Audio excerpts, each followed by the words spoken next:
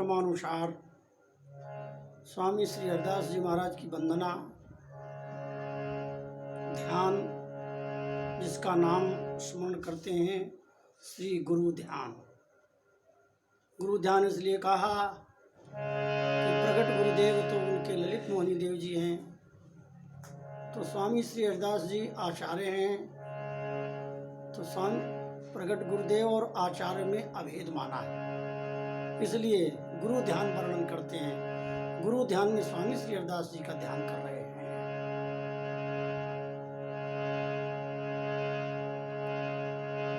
कुंज बिहारी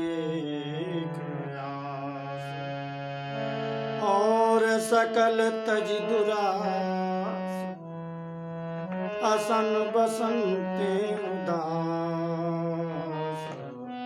माँ के व्रतधारी, गान कला गान दया गुण निधान, गान दया गुण निधान, रसिक मुकुटमणि प्रधान, राग भोग बकत जान, तोषत प्रिय प्यारे,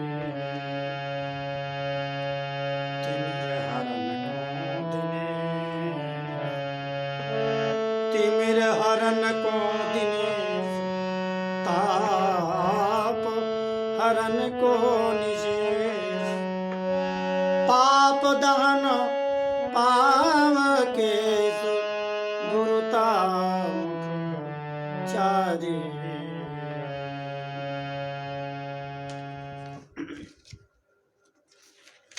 निधिवन आसीन नित्य, बर बिहार सरस गीत, निधिवन आसीन नित्य, बर बिहार सरस चित्त, जय जय श्री हरिदास रसिक भगवत बलिहारी, जय जय श्री हरिदास रसिक, जय जय श्री हरिदास रसिक भगवत बलिहारी।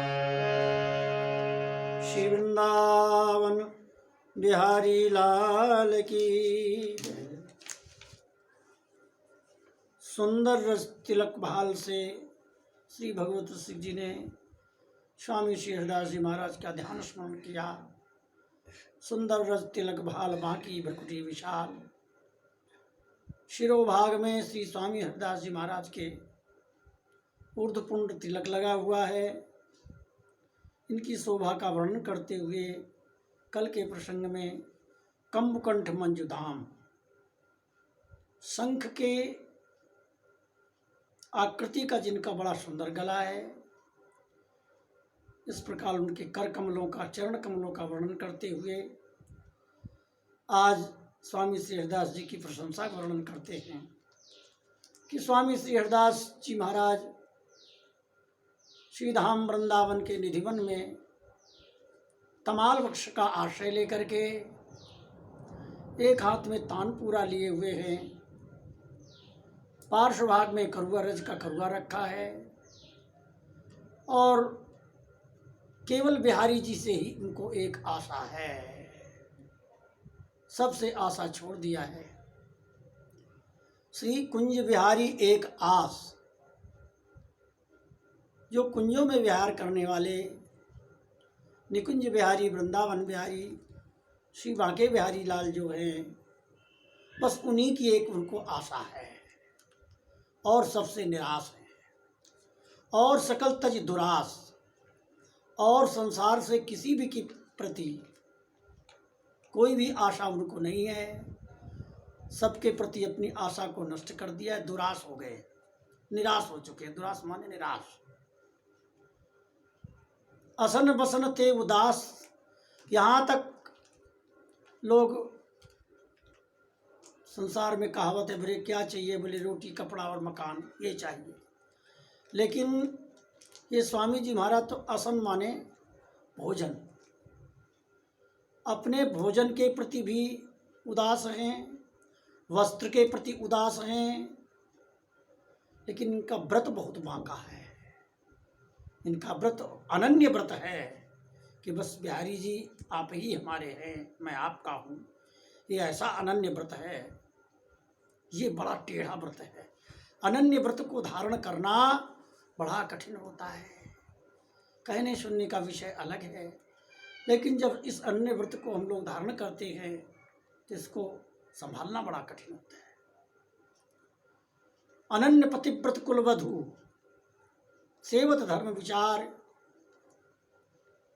बिहारी देव जी महाराज कहते हैं एक पतिव्रता स्त्री और एक अनन्य भाव से भजन करने वाले साधक की साधना बहुत कठिन होती है।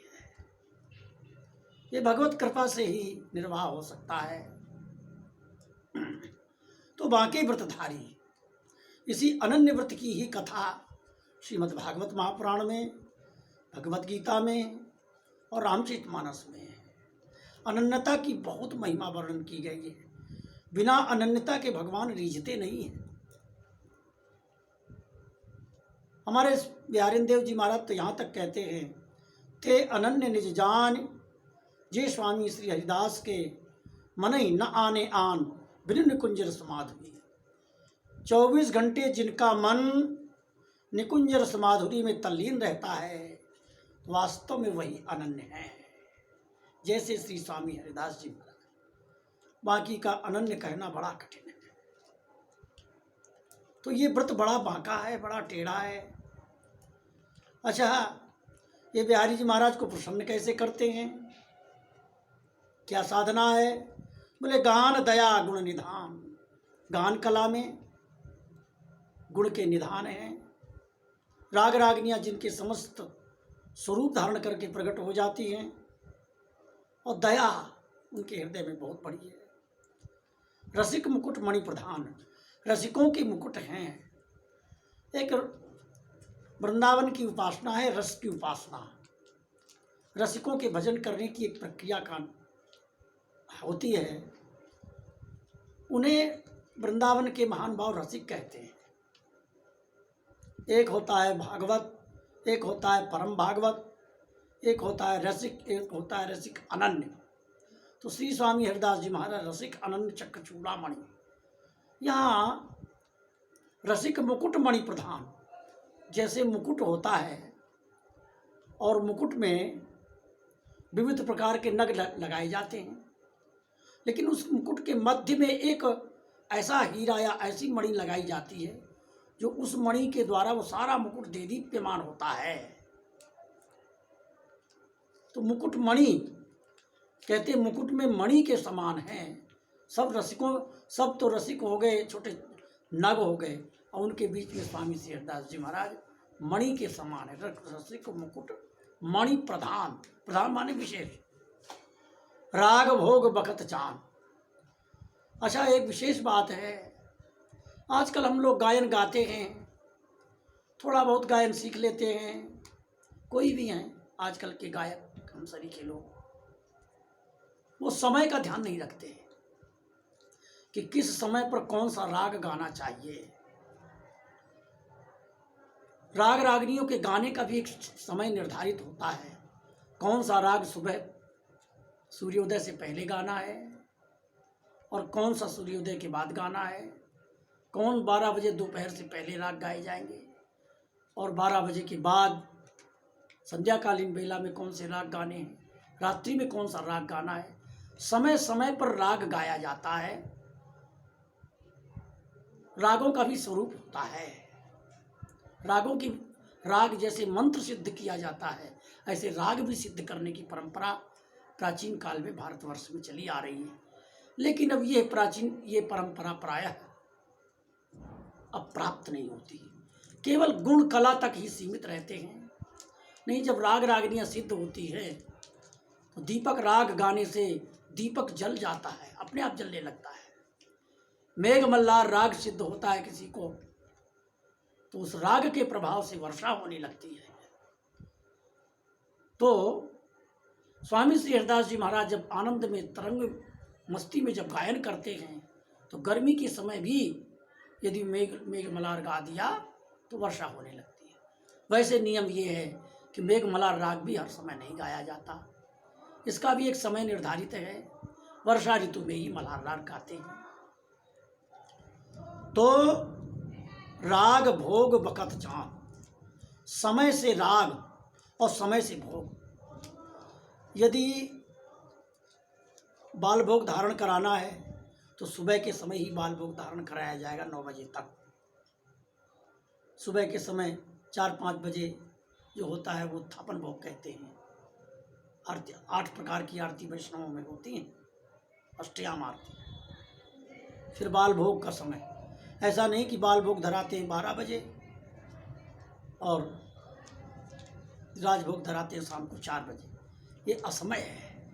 यहाँ स्वामी श्री हरिदास जी महाराज समय का राग गाते हैं और समय पर भोग धराते हैं और समय की बहुत एक सीमा बांध रखी है। तोषत पिए प्यारी, और राग भोग और श्रृंगार ये श्री जुगल को प्रसन्न करने के लिए 3 क्रियाएं बहुत शुद्ध होनी चाहिए साधक की। तो ये राग भोग और श्रृंगार के द्वारा ही श्री ठाकुर जी को लाड़ लड़ाते हैं। जिन्होंने बांके बिहारी को प्रकट किया तो प्रकट सेवा में बहुत सावधान। तिमिर हरण को दिनेश, अंधेरे को नष्ट करने के लिए, जैसे चाहे कितने दिन से अंधेरा हो, रात भर अंधेरा रहता है, लेकिन सूर्य के प्रकट होने मात्र से ही अंधेरा नष्ट हो जाता है। ऐसे ही श्री स्वामी हरिदास जी महाराज के जब प्रत्यक्ष दर्शन होते हैं तो सारा अंधेरा नष्ट हो जाता है। अंधेरा क्या है? अज्ञान का अंधेरा। बिहारी जी हैं कि नहीं है कि वैसे ही जिंदगी हो गई, भजन करते करते पता नहीं दर्शन देंगे कि नहीं देंगे, हैं कि नहीं है, ऐसे संशय है मन में घुसा रहता है। लेकिन श्री स्वामी हरिदास जी महाराज के प्रत्यक्ष दर्शन होने मात्र से अंधेरा नष्ट हो जाता है। अज्ञान का अंधेरा, आ माने नहीं, ज्ञान माने जानना। भगवान नहीं है, ये जानकारी नहीं है, इसको अज्ञान का अंधेरा कहते हैं। नास्तिकपना, न अस्ति, भगवान है नहीं, ईश्वर है नहीं, परमात्मा नहीं है, ऐसे कहना घोर तमोगुण है, अज्ञान का अंधकार है। तिमिर हरण को दिनेश, ताप हरण को ऋषेश, और ताप नष्ट करने के तो अज्ञान का अंधेरा नष्ट करने के लिए श्री स्वामी हरिदास जी महाराज सूर्य के समान हैं। एक हमारे राधा वल्लभ संप्रदाय के श्री मुखिया जी थे, वो राधा वल्लभ मंदिर में मुखिया गिरी की सेवा करते थे, वयोवृद्ध थे। वर्तमान में राकेश मुखिया जी के पिताजी थे। मैंने उनका सत्संग किया, परमहंस गति रहती थी उनकी, हर समय आंख बंद किए ही रहते, जहाँ चलते वहाँ आधी आधी आंखें खुली रहती। मैंने कहा मुखिया जी कुछ आप ठाकुर जी की कृपा प्रत्यक्ष अनुभव हुआ हो तो बताओ। तो बड़ी जोर से हंस कर कहते, अरे महाराज मैंने स्वामी श्री हरिदास जी को सूर्य के रूप में देखा। उनका कहने का मतलब ऐसा स्वरूप उनका प्रकाशमय था कि स्वामी श्री हरिदास जी के प्रकट होते ही अंधेरा नष्ट हो जाता है।